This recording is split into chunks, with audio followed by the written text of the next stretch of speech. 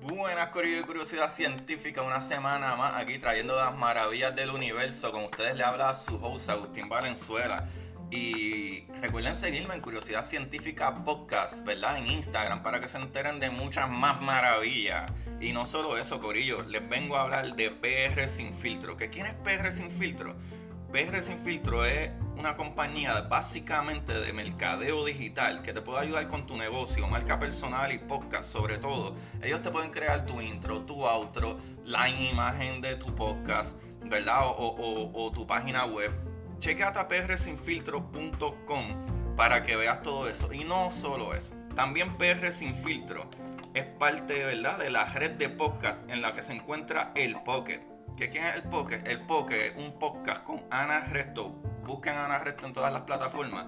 Es un podcast de finanzas, ¿verdad? Para que te ayude a ti a bregar con tus finanzas y mejorar.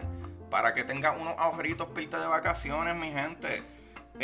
Incluso en esta época de taxes, Ana Resto está bregando todos los taxes. Si tú necesitas ayuda con tus taxes o no lo has hecho todavía y estás medio atrás, comunícate con Ana Resto o busca Ana Resto y el Pocket. ¿En dónde? Pues en la red de podcast. ¿Y cómo, Agustín? Pues en prsinfiltro.com/podcast, mi gente.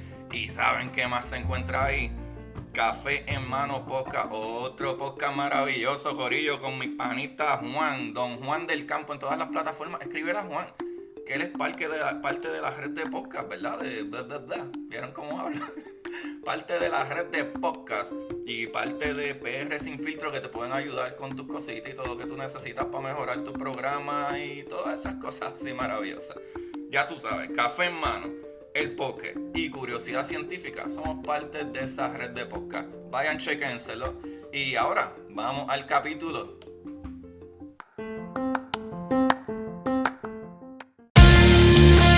Como dice Marie Curie, en la vida no existe nada que temer, solo cosas que comprender.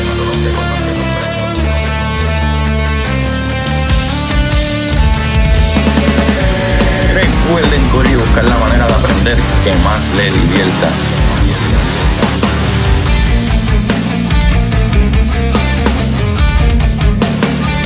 Neil deGrasse Tyson dice: nadie que es curioso es tonto. Las personas que no hacen preguntas permanecen ignorantes el resto de su vida. Y para ustedes, esto es Curiosidad Científica.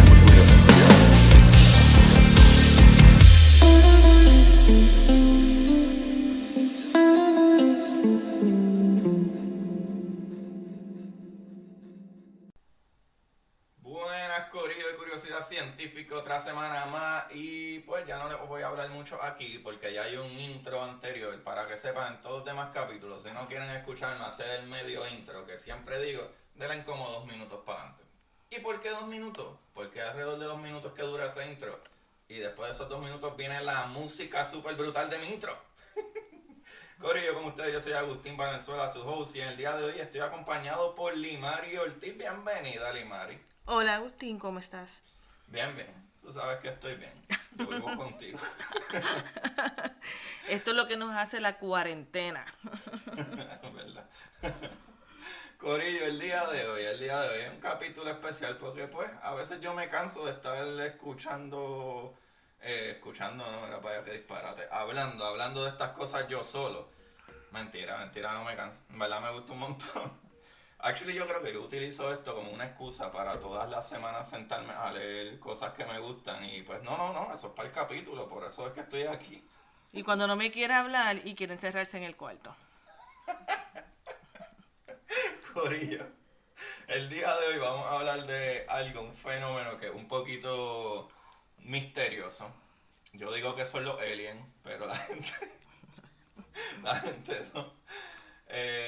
Nada, corillo, hoy vamos a hablar de un fenómeno conocido como el gran atractor, lo cual estábamos hablando del fenómeno, yo y Limari, y nada, aprendí otra cosa que no sabía del gran atractor, como que yo quería traer este temita hace tiempo porque es un tema medio sencillo, pero es interesante porque hay muchas cosas entre manos, como que algunos físicos lo describen de una manera y otros físicos dicen que no sabemos lo que es.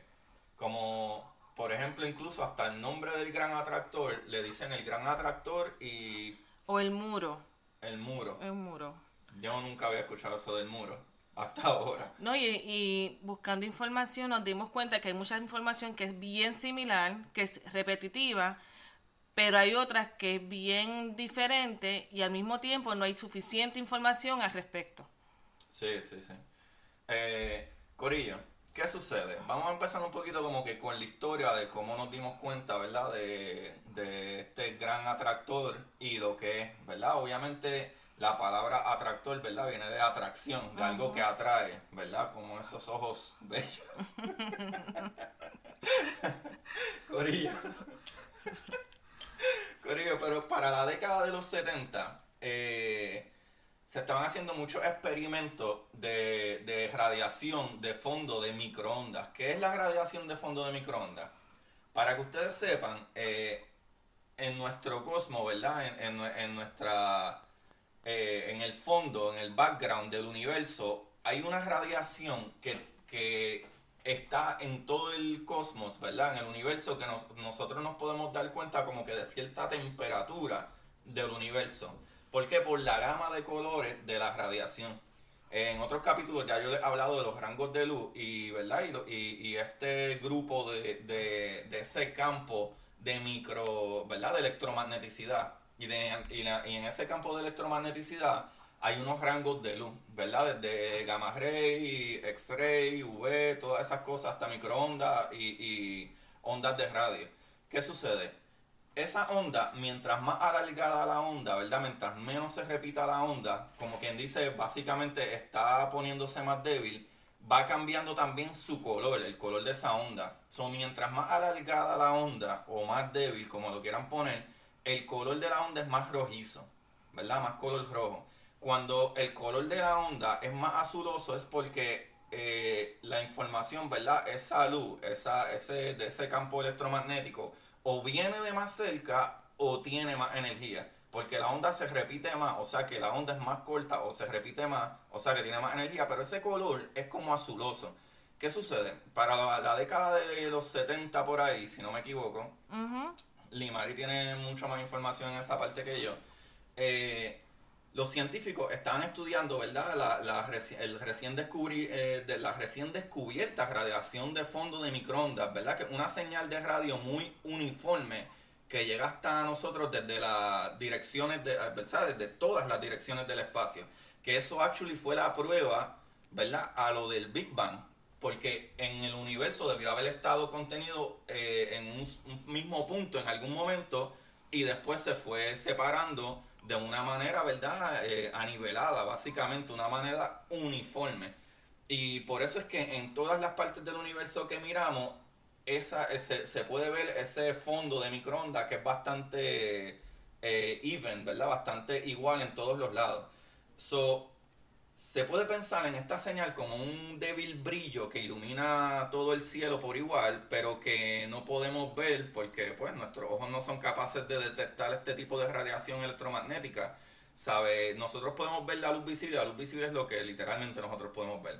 Pero hay una gama de colores, ¿verdad? Una gama de radiación ¿verdad? Electromagnética, de esa fuerza electromagnética que nosotros no podemos ver, pero sí tiene efectos que incluso esa radiación, ese fondo de microondas que se ve en el cosmos, si tú tuvieras un televisor viejo o los televisores viejos, cuando tú lo estás cambiando de un punto a otro, hay una interferencia, esa interferencia de esa radiación de microondas, tú la puedes captar literalmente con un televisor viejo o cuando tú estás cambiando la radio, que se oye como una frecuencia medio rara y eso es esa radiación de microondas que hay en el espacio.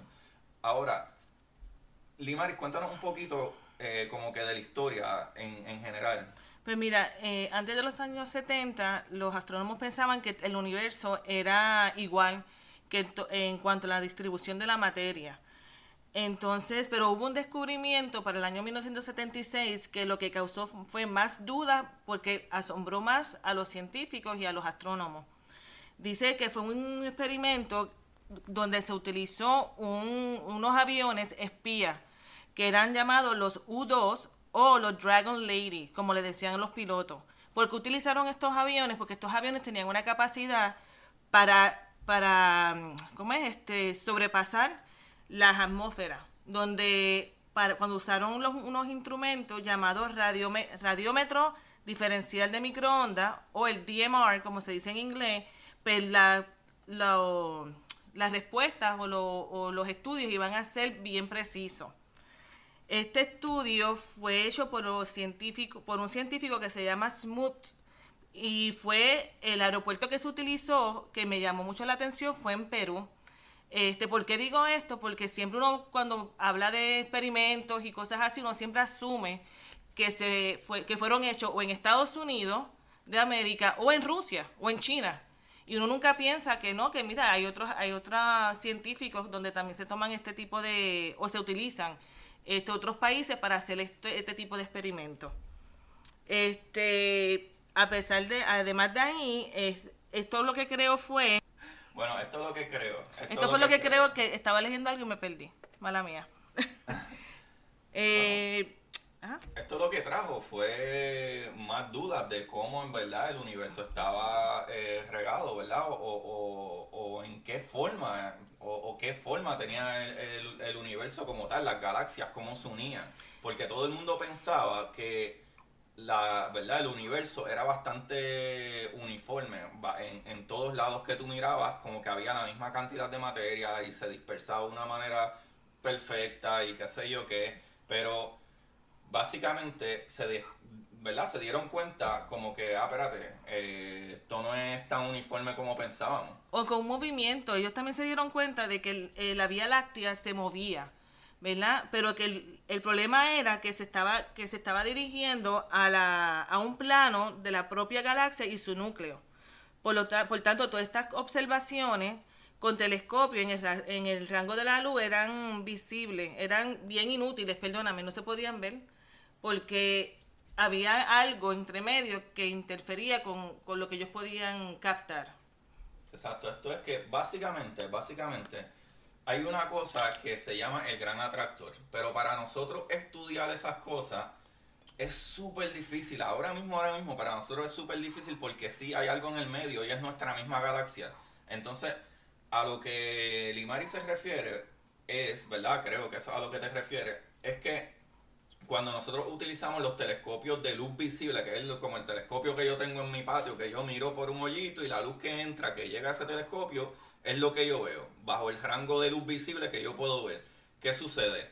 Al tú tener toda ese brazo de la galaxia y el centro de la galaxia y toda esa nube, todos esos gases, todas esas cosas en el medio, hacia donde se dirige este supuesto gran atractor, hacia por lo menos donde nosotros nos estamos moviendo, y nos damos cuenta que todas esas galaxias en nuestro grupito de galaxias, que son 20 o 30 y pico de galaxias juntas en ese grupito, ¿verdad? En ese brazo de Orión, todas nos estamos moviendo hacia ese punto, hacia esa atracción, pero no la podemos estudiar con simple, ¿verdad? Telescopios regulares que utilizan la luz visible. Eso nosotros tenemos que reinventarnos y entonces utilizar telescopios que tengan, ¿verdad? Que sean de radio, que lo que captamos son señales, ¿verdad? De sonido o radiación que no es visible. Y ahí entonces entran estos aviones que tú estás hablando. Sí, entonces la otra cosa es que sí se sabe que hay algo que está atrayendo hacia el muro como se le conoce, o atractor, pero no se sabe qué hay detrás de ese muro.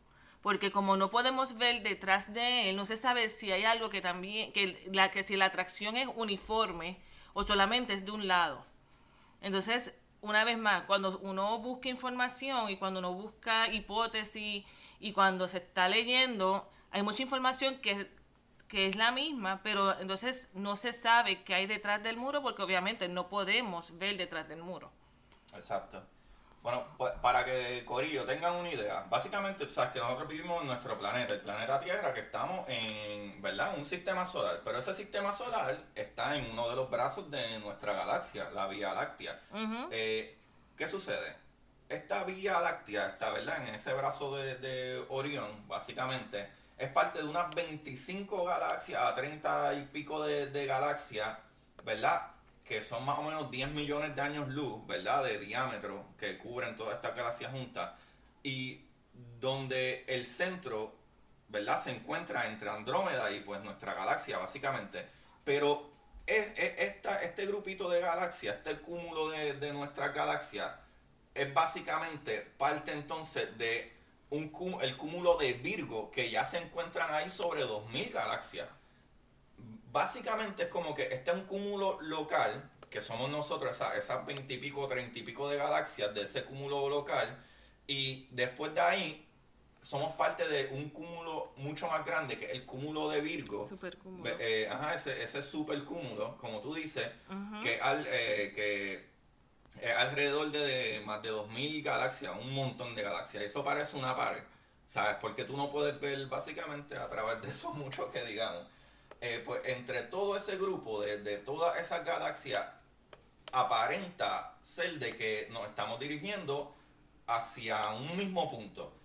¿Qué sucede? Para que tengan una idea, desde hace un tiempo sabemos que las galaxias se alejan unas de otras, ¿verdad? Es lo que se ha dado a llamar la energía oscura, que para los que no sepan qué es la energía oscura, es que sigue creándose espacio entre todos.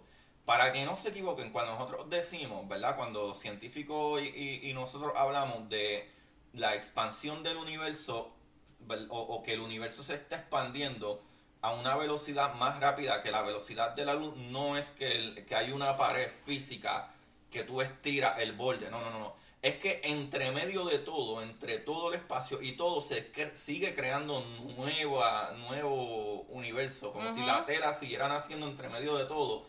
Y si tú sumas todo el espacio entero, el cosmos entero, y en todas partes del cosmos, entre una galaxia y otra, se sigue creando espacio en todos esos puntos, pues sí es mucho más rápido ¿verdad? Que la luz.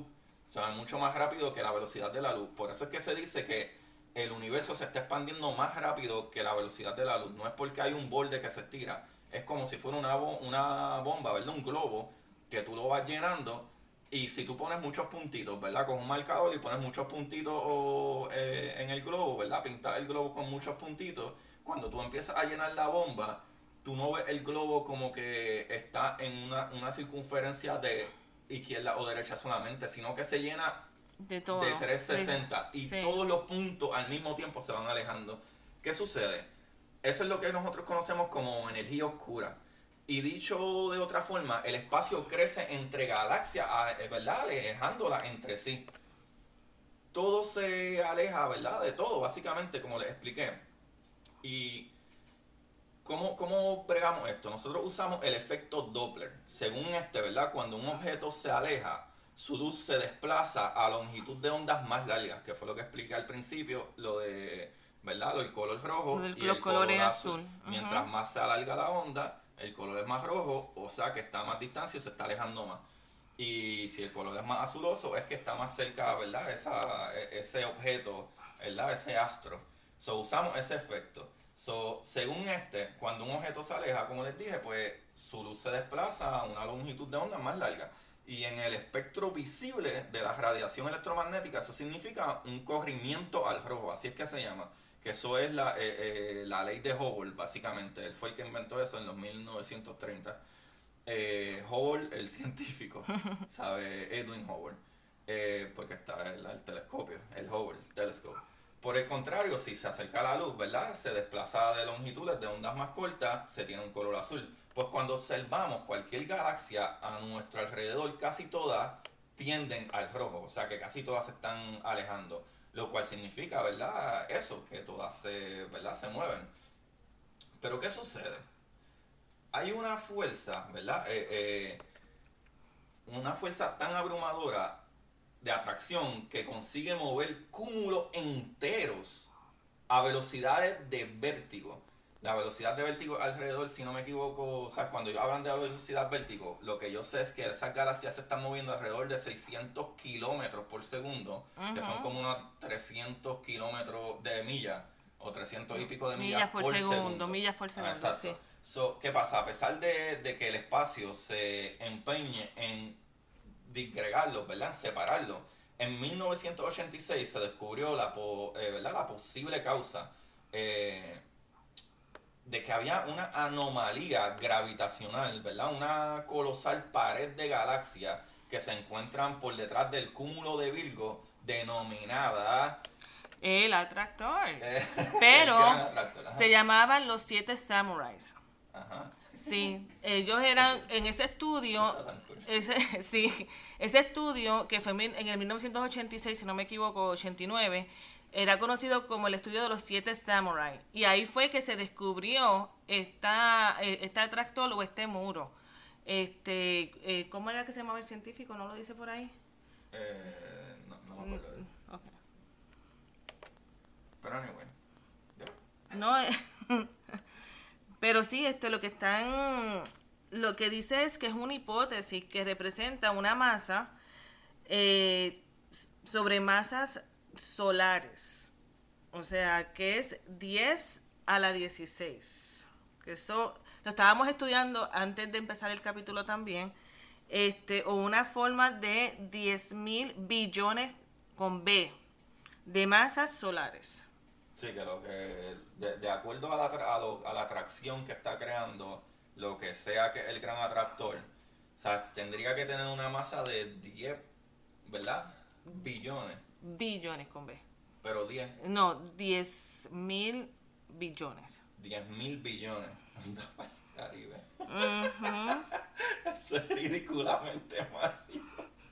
El sol es como 1.000 veces más grande no 1.000 veces, como 1.000.000 de veces más grande de la Tierra, yo creo, algo así. Imagínate. Diantre. A la verdad que nosotros no somos nada. No somos nosotros nada. somos una diantre nada. Literalmente nosotros no somos nada para el universo, corillo. No, y entonces también dicen que este atractor no es un lugar ni una cosa, es como un parcho que hay en el universo.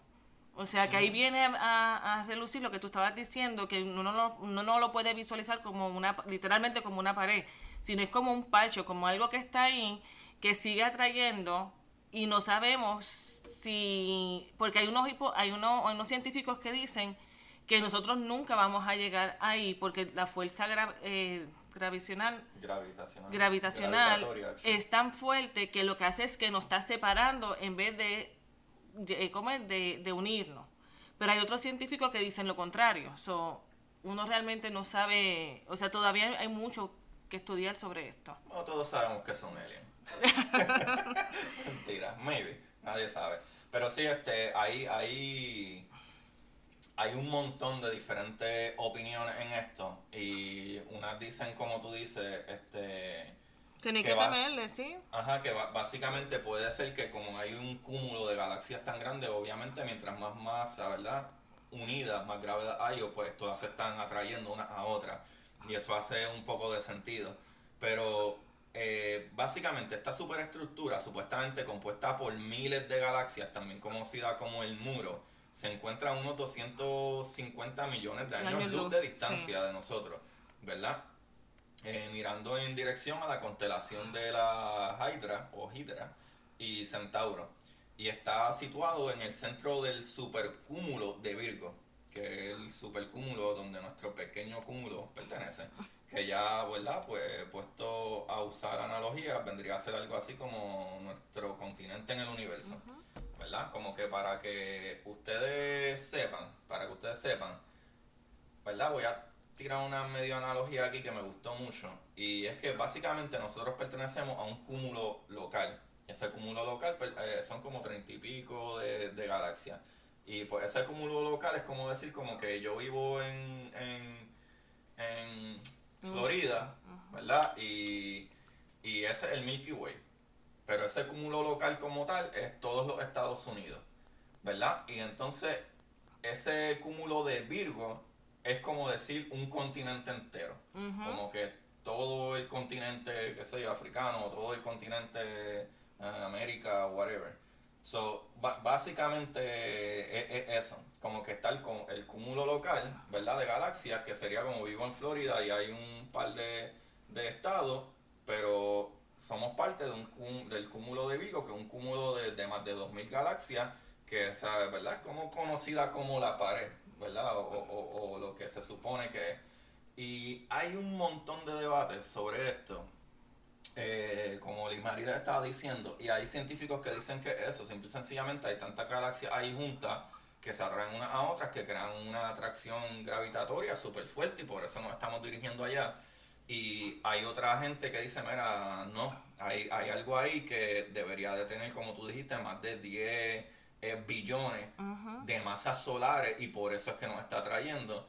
Y hay otra gente que simple y sencillamente, hay un montón de físicos que dicen, no sabemos, porque no podemos ver, no lo podemos estudiar, porque es tan súper difícil estudiarlo, porque el mismo brazo de nuestra galaxia y la misma galaxia está en el medio de a donde tenemos que mirar las observaciones. Queda literalmente detrás del brazo y de todo ese polvo y toda esa estrella en nuestra galaxia.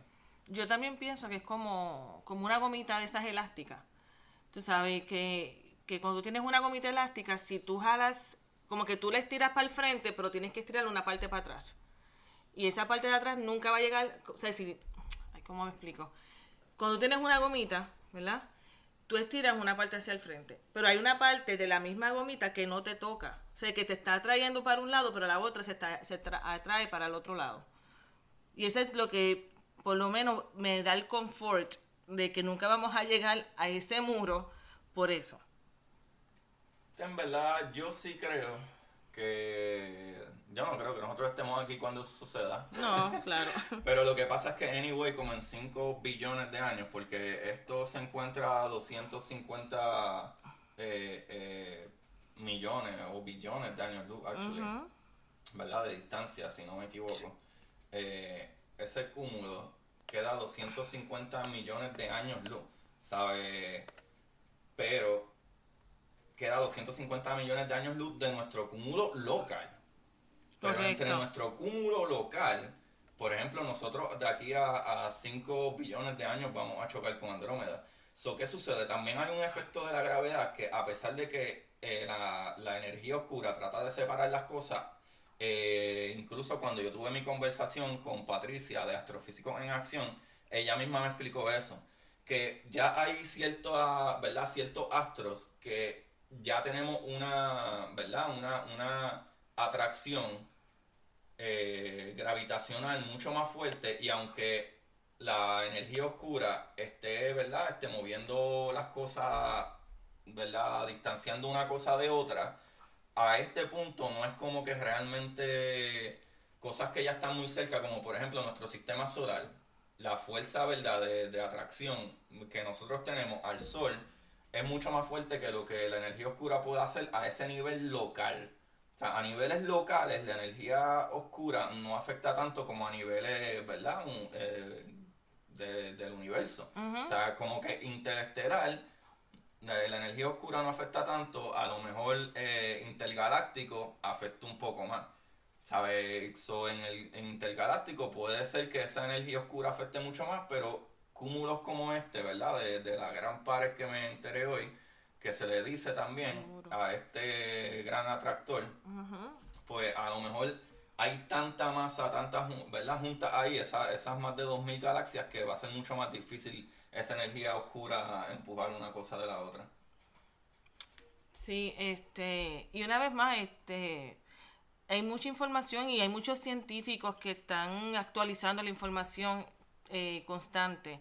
O sea, ahora mismo en el 2017 Francia, unos científicos de Francia y hebreos actualizaron también información. Eso es una información que a lo mejor yo lo que pienso es que es relativamente nueva y está en constante, ¿cómo es? En constante evolución y cambios y hay muchas hipótesis también que se están creando al respecto a esto.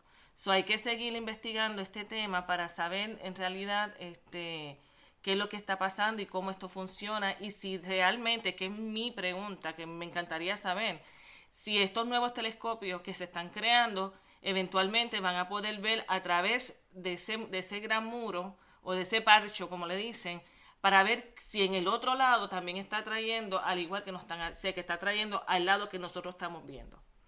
Ok, sí, sí. Anyway, Corillo, esa es la información ahora mismo. Un tema bastante sencillo. la explicación, ¿verdad?, que les podemos dar al respecto del Gran Muro. Si hay algo que no se sabe, que unos científicos dicen, no, eso es obvio, eso es de la masa de todas esas galaxias juntas, obviamente se atraen unas entre otras y todas van moviéndose hasta este punto en común. Hay otros científicos que dicen que no se sabe. ¿Por qué nos dimos cuenta de esto? Por lo que ya les hablamos del redshifting, ¿sabes? ¿Verdad? Del corrimiento al rojo. Mientras más se va alejando galaxias o cosas así, esa onda se va alargando y la vemos color roja. Cosas que están más cerca se ven color azul. Se dieron cuenta de que nosotros nos estábamos moviendo hacia una dirección, ¿verdad? Y gracias a que conocemos todo lo de los rangos de luz. Fuera de ahí, Corillo, esta información está súper interesante. ¿Qué es eso? No estamos seguros, nadie está seguro. Que cómo lo vamos a descubrir, a lo mejor nunca ni lo descubrimos porque queda detrás del mismo brazo de la Vía Láctea, no, es súper difícil de estudiar e investigar. Incluso ahora viene el James Webb Telescope, ¿verdad? El telescopio espacial James Webb, que ese telescopio es infrarrojo, todo. O sea, no necesita luz visible, como el Hubble. El Hubble es maravilloso telescopio, tenemos y descubrimos cientos de galaxias, pero el James Webb es un telescopio que puede ver la luz infrarroja. Por eso es que también ha tardado un montón, porque tenemos que tratar de mantenerlo frito para que no dañe, ¿verdad? Estas cosas que vamos a ver. Y Corillo, el día de hoy, como tengo de invitada a Limari, ella tiene un librito que les va a hablar de ese libro. Háblanos un poquito de ese libro, Limari. Mira, este libro, actually, se lo compré a Agustín, pero como yo soy fanática de la historia, lo he leído yo y me estoy enamorando. Se llama ¿Por qué? Tiene una pregunta como un question mark. ¿Y qué nos hace ser curioso? El autor es Mario Livio. Y él lo que explica es por qué los seres humanos somos tan curiosos y cuáles son las diferencias, las diferentes etapas de ser curioso. De hecho, en uno de los capítulos habla de Leonardo da Vinci y él decía que hasta todo el mundo dice que Leonardo da Vinci era un master, o sea, y él era tan y tan curioso que tenía como déficit de atención, y cuando leo sobre él me reflejo a mí misma y él dice que él era curioso hasta que eso que le llamaba la atención ya no le llamaba la atención y lo dejaba. Y que de hecho que mucha evidencia donde se habla de que Leonardo da Vinci dejó muchos experimentos y muchas cosas sin hacer, porque simplemente no le llamaba la atención. Pero también era creativo y había otras cosas que sí le llamaban la atención y una de ellas era cómo funcionaba el corazón humano. Y él nunca estuvo presente en una sala de operación para determinar cómo el corazón humano latía. Y él hizo unos dibujos y él en sus teorías sobrepasó mucha información antigua de cómo el corazón del ser humano latía y funcionaba.